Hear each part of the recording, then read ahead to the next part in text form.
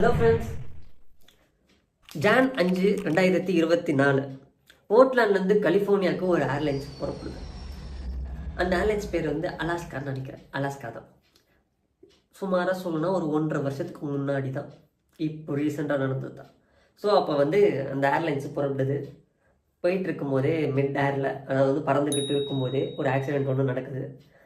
அங்கேருந்து வந்து ஒரு சின்ன பாட்டு உடஞ்சி உள்ளே இருக்க 2 சீட்டு பதக்குன்னு வெளில வந்து காற்று அடிச்சுட்டு பிச்சுக்கிட்டு போயிடும்.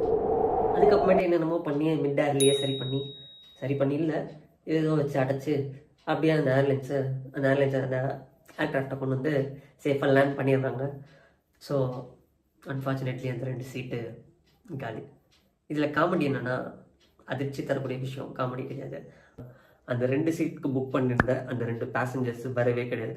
ஸோ உங்களுக்கு எல்லாருக்கும் வந்து ஒரு சந்தேகம் வரலாம், ஒருவேளை அவங்களுக்கும் இதுக்கும் லிங்க் இருக்குமோ அப்படின்னு சொல்லிட்டு.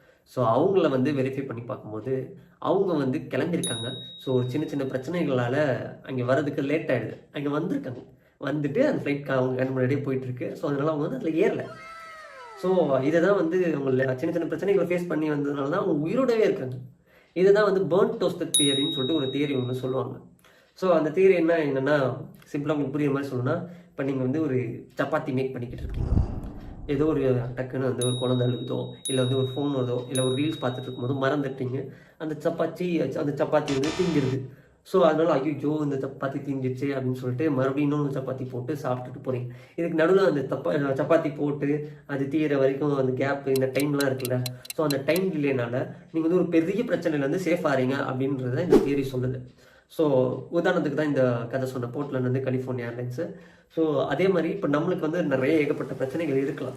அந்த பிரச்சனைகள்லாம் நம்மளுக்கு வந்து ஒரு சின்ன பிரச்சனையாக நம்ம யோசிச்சோன்னா யோசின்னு சொல்லுவாங்க. பட் நம்மளால யோசிக்க முடியாது. மேபி இந்த மாதிரி வந்து உயிர் போகிற விஷயங்களை வந்து இந்த சின்ன சின்ன பிரச்சனைலாம் நம்மளை காப்பாற்றிருக்கோம் அப்படின்னு நம்ம நம்மளே மனசை தேர்த்திக்கிட்டோம் அப்படின்னா இந்த பிரச்சனையெல்லாம் உண்மையிலே சின்னதாக தான் தெரியும்.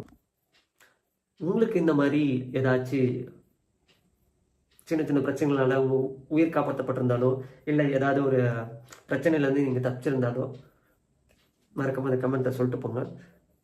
யார்கிட்ட இருந்து தப்பிச்சிங்களோ அவங்களும் அதை பார்த்து தெரிஞ்சுப்பாங்க.